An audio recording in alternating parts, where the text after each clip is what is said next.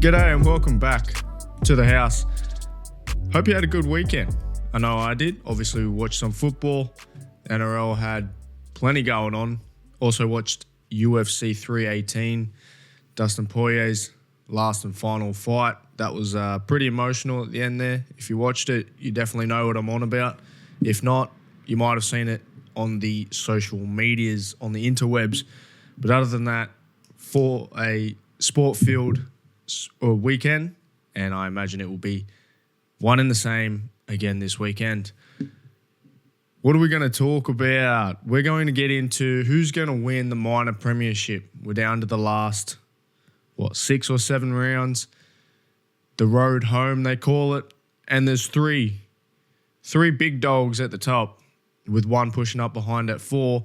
And we're going to discuss and break down who I think will win the minor premiership and pretty much the track that team will have to take to get there. Then we'll get into a little bit of what's going on in the round ahead and also some big news coming out of Kangaroos camp with Kevin Walters signing on as the coach for the Ashes series. So we'll get into all of that for this episode. But to start it off, who wins the minor premiership? That's kind of the question begging at this point in the season.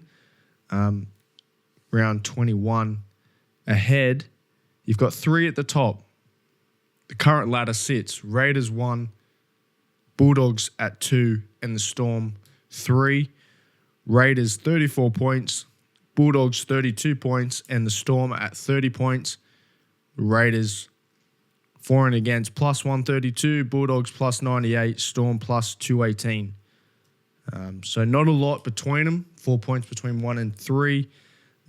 But with the Storm having the better for and against between the lot of them. Warriors, though, at 4, nothing to shy away from. They're there and thereabouts. Their road home is just a little bit tougher than the rest of them. Speaking of the road home, let's go through each team and which other team they will have to face for the remainder of the season, and then we'll kind of figure out where that would then put them at the final round. So the Raiders would then have to go through the Knights, Dragons, Manly, then they'd have a bye, Panthers, Tigers, Dolphins. Bulldogs, Manly, Tigers, Warriors, Roosters, Storm, Panthers, Sharks. Then the Storm would play the Roosters, Eels, Broncos, Panthers, Bulldogs, Roosters once again, Broncos once again. So right off the bat, you can see that Storm have the toughest road home. Broncos twice, Roosters twice, Panthers in there, and the Bulldogs in there as well. But the Storm are probably, when it comes down to it, with their backs against the wall, when it comes to games that really matter, the Storm are probably the pick of the litter there. So my predicted finish, my predicted ladder between 1 and 3 at the end of the regular season would be Raiders 1, Storm 2nd, Bulldogs 3rd. I think the Raiders have the easiest road home. They also have a bye in there. I think the Storm are probably the best team with the ability to win the games that matter the most. And I think the Bulldogs, they got a tough couple of games in there with Manly, the Warriors, Roosters, the Storm, and the Panthers, and the Sharks. So they got a pretty tough road home. And they're also figuring out a few kinks along the way position-wise. Obviously, we saw last week Lachlan Galvin straight into halfback. It did work for the most part, but they're not zipped up and tidy, ready to go for finals just yet. But I think with those teams that they have along the way, that will get them the experience and the cohesion that they need to play well in the finals. So even though I put them at 3rd, I don't think that actually serves them too bad when it actually comes to finals time. I think it will actually only do them better. The Storm, I think, would finish first, except the Raiders have 4 points on them already at the moment. That's why they finished 2nd. For me, and like I said, Raiders having that bye thrown in there with 4 weeks to go is actually really good for them. It helps some of their better players get some rest as well before taking on the Panthers after the bye. But that's my 1 to 3. Raiders, Storm, Bulldogs. But you never know with the Warriors. You never know. They could push up and they could take the Bulldogs out of that third spot. Broncos are sitting at 5th. You never know how they're going to play. They've kind of been a little bit unpredictable, a little bit up and down. Obviously, injuries have plagued them as well throughout the season, but it's going to be a tight finish all the way between 1 and 8. That's 6 to 8 range has got a few teams in there pushing, the Sharks, Roosters, Manly, those types of teams, the Dolphins. So the whole 1 to 8 is not set by any means, and there will still be a lot of changes should we see from now until the end of the regular season, which is what you want. Parity is what you want in this league. We don't want to see a clear-cut ladder after round 20 be the exact same at round 27. So this is only going to be better for the fans, better for the enjoyment of the game, and just adds to the drama, adds to the excitement that is the NRL. So who wins the minor premiership? For me, it's the Raiders. And boy, have they earned it. They have played some really, really good football this year, led by obviously a really good coach. They got a good mix of veterans and a good mix of young kids. So they bring experience and energy. And you know they love being the underdog too. Ricky will constantly tell them, no one wants you to bloody win. You're the underdogs. Everyone hates you. Rip into them and teach them and bash them and teach them a lesson. That would be Ricky's message week in and week out. And they absolutely respond to that clearly. So Raiders, I believe, finished first. Boy, have they earned it. Storm second, no surprises. Bulldogs third, which is a really good finish for the Bulldogs. A really good turnaround for the club. Warriors, I think, stay at 4. Although without Luke Metcalf, they're a completely different team. But they've got Chance back, they've got Dallin, they've got Roger. They've got a solid back line now, so I believe they stay 4. We'll also talk about the Warriors a little bit later because they've come out with a jersey for this Indigenous round that is pretty sweet. So we'll talk about that. I want to talk about the new Kangaroos coach, though. Kevin Walters has signed on as the new Australian coach for this upcoming Ashes series at the end of the year. It's only a 3-game series. It's only a contract for this particular series until the end of 2025. What does it mean for Australia? There is going to be, as soon as this NRL season is finished, as soon as the grand finals finish, everything is going to turn to international football. And is there going to be a lot to talk about this year? Absolutely. With eligibility, with Tier 2 nations, players opting out of playing for Australia, there's going to be a lot to talk about, and you're going to see and hear about it a lot. And pretty much it's going to be a lot of speculation until we get final say from certain players about who they decide to actually put their hand up and play for. So it's going to be very interesting for Kevin Walters. It's going to be very interesting no matter who the coach was. Now, couple of months ago maybe, we talked about it on this podcast about the candidates that were there since it got announced that Mal was leaving and going to coach the Perth Bears. You had names of Kevin Walters, you had names of Brad Fittler, Cameron Smith, and Wayne Bennett. At the time, I said Wayne Bennett's probably your best option there, but I would absolutely love to see Cameron Smith have a crack at it. Now they've gone in the way of Kevin Walters. It's probably the easiest to just sign up for this upcoming Ashes series and just let it play out. He also has a previous history with some of the elite players in the league being the origin coach for the Queensland Maroons. So he has relationships with a good portion of players that would be selected in the Australian side anyway.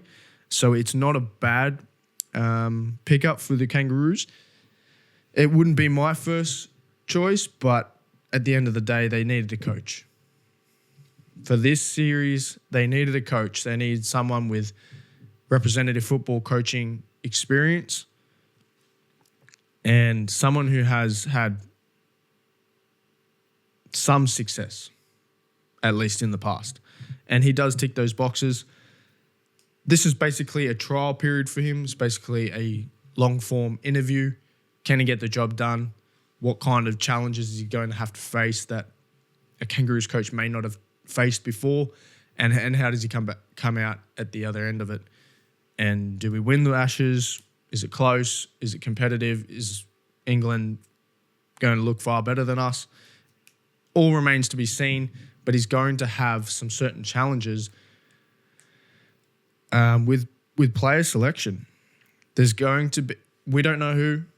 There's speculation about who, but we don't actually know who. But there are going to be players that decide to not play for Australia that have played in the past.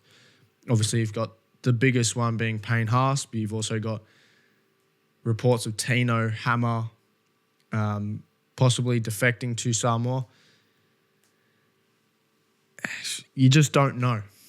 Obviously, Australia has plenty to pick from, but this is likely going to be a year where we are just forced to pick players who may not have gotten there in the past. Players who may not have ever played for Australia, but we just need to start blooding some new young players because certain players that would have been picked there may defect, may opt out of Australia selection. So you're going to see some changes in the Kangaroo squad that you probably wouldn't have seen 2-3 years ago. But Australia's got the talent. We've got the numbers to pick from. It's going to be interesting. It's going to be very interesting to Kevin Walters. Hopefully he picks up a good coaching staff to go with him, and then we'll see what he can do at the end of the year. I don't think he's going to do a bad job. I don't think he's the best coach, but I don't think he's going to do a bad job. And like we've talked about in the past, it's really hard for a Kangaroos coach to be unsuccessful. With the talent, with the quality of players that Australia has and always has had, it's really hard for a Kangaroos coach to have a losing record. So the bar is set high, but you also have the players that can easily achieve that bar. So we'll see what he can do at the end of the year. We'll see what players are actually available for him to pick from.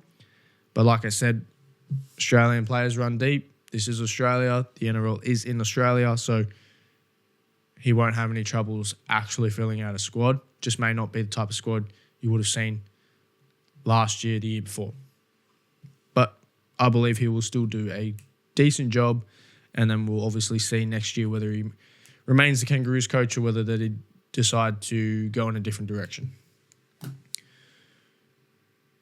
I don't know if you saw this posted during the week by the Warriors, but this Indigenous round coming up. And the Warriors posted a photo, or video actually, of Fisher in their jersey that they will be wearing this round. And boy, did I like it. It is pretty freaking sweet. I'll put up a photo so you can all see what I'm talking about. Now, a couple of months ago, I did a post on Instagram, the 5 best jerseys that we've seen in the 2025 season so far. Now, after seeing what the Warriors just posted, I think I'm going to have to reevaluate that list. I think I'm going to have to possibly do another one come year's end because this is pushing for a spot in that top 5. I actually did 6 because I did an honourable mention. If you haven't seen it, just go onto the Green Palm Sports Instagram and scroll down a little bit. Maybe I'll pin it since I'm talking about it so you don't have to actually scroll through and find it. I'll just pin it so you can see it. But I think I'm going to have to reevaluate at the end of the year because with this one, and then if any other teams decide to bring out some fire-ass jerseys, I'm going to have to find a spot for them. The competition is increasing for jersey selection, and I'm all for it. I love to see a range of jerseys for teams. Obviously, it costs a lot of money for this type of kit, and the NRL just doesn't quite have, well, the clubs don't quite have the means to spend a lot of money on like a jersey for every second round, or a different jersey for every second round. But throwing in an Indigenous one, a alternative one, a heritage one, breast cancer, men's mental health in general, whatever the occasion may be, I'm all for changing up your jersey. It doesn't always have to be a complete redesign, but an alternate little touch up here. Obviously, you got the Anzac ones, which have been pretty good the last couple of years. But if you haven't seen this jersey, well, you would have now if you're watching. But if you're only listening, go to the Warriors Instagram or just look it up. It's pretty freaking sweet. The Warriors have outdone themselves this year when it comes to jerseys. The Dear Warrior jersey, the Anzac jersey, this jersey. They are killing it this year in terms of jersey design, and they're also being successful. Like we also talked about, they're only 4th on the ladder with the chance to get into the top 3 by the end of the season. So the Warriors are having a wonderful year, and it's only right because they have absolutely earned it. They have done a lot for the NRL in the last few years. They've put their hand up when other teams may not have put their hand up, and they've sacrificed a lot. They've always had the talent, and now you're seeing good coaching, good experience, good leadership at the club. You're seeing it come to fruition, and the Warriors are doing what everyone's always expected they could do. They've always had the potential to give every other team a good run for their money. And who was speaking about it today? I think it was Matty Johns and Kronk. Who would you like to see win a comp? And I believe it was Matty. He said the Warriors. The Warriors have earned it. They've sacrificed. They've always had talent, and now they've signed a really good coach. They've had other good leadership in the building. If the Warriors were to win it all this year, it's good for the NRL. It is good for the NRL. They would be top 2, top 3 in best NRL fan bases. Absolutely, without a doubt. They've basically got a whole country and more backing them. So I don't think anyone would be mad except for the team that lost the grand final. I don't think anyone outside of that would actually be upset that the Warriors win it all if they were actually to do that. And then add to their success with some great jersey designs. 2025 might just be their year. And you would love to see it. You'd love to see it. I think that's going to do it. Not a lot to talk about. Well, you know what? Let's get into the round ahead. We've got some good matchups. We'll just head to the draw. Obviously, kicking it off with probably game of the round, if not damn close. You got Roosters Storm Thursday night footy. Roosters need a win. They want to make the 8, especially after a slow start to the season. The Storm, like we mentioned earlier, they're looking for a top 2 finish. That's going to be a really good game. Storm, no Munster, no Pappenhausen. So the Roosters, if there's ever a time to get them, this is the week to get them. Who else we got? Panthers, Tigers. Rumble in the jungle. We talked about this a few months ago after they versed each other earlier in the season. This is the new Battle of the West. Obviously, you have Penrith Eels. We just saw that. It's a good matchup because Eels always, no matter how they're performing in the season, the Eels always kind of turn up for that matchup against Penrith. But this is the new Battle of the West. They call it the Rumble in the Jungle because obviously you got Panthers and Tigers, the animals. This is going to be moving forward. I'm not trying to disrespect Parramatta, but this is going to be the better of the Battle of the Wests. With how many former Panthers are playing for the Tigers, the Jeromes, the Taylor Mays, Terrell May, Taruva, Appy. There's probably another one in there that I'm not thinking of. The rivalry is set in place. They're both western suburb teams. Now the the Tigers, even though they're sitting 12th on the ladder, they've been competitive this year. You've seen them take that next step that we've been waiting to see them take for the last half a decade. This is the new Battle of the West, and it's going to be the better one. And it's 6th versus 12th. Panthers are $1.24 favourites to the Tigers, $4.10. What are we looking at? 5:30 p.m. on Saturday. This is going to be a banger of a game. Rumble in the jungle. Get on board with it. Oh, look at this one. Sunday Arvo footy. Bulldogs versus Manly. Manly coming off a big win against Melbourne. Bulldogs looking to develop further connections and cohesions within their spine in particular. Geez, there's some good games this week. But those three in particular, Thursday night kicking it off the round with Roosters Storm, that's a great game. The Rumble in the Jungle, Panthers Tigers, and then finishing the round off on Sunday Arvo at Allianz, Bulldogs Manly. That's if you're gonna watch 3 games this week, watch those 3. Put your phone away with mates or by yourself or with the family. Put your phone away, watch the game, engage in every aspect that goes on the television. And those 3 games are going to be great. Those are the games. Jeez. That Bulldogs-Manly game, with Manly riding high after last week's win, Bulldogs are good, but then they're not scary good yet. They're not scary good like they were at the start of the season. Manly have found some form with a reshuffled backline. I like that game. I like Manly in that game too. I think Manly can outdo them and go back-to-back against the big dogs. I like that. Bulldogs are favourites too if you're a betting man. Interesting. Very interesting. And the other games we'll give a quick mention. Raiders Knights, early game Sunday. Can't see the Knights troubling the Raiders there. Saturday night, Sharks Rabbitohs. Sharks should remain in form, confident. It's on the Central Coast.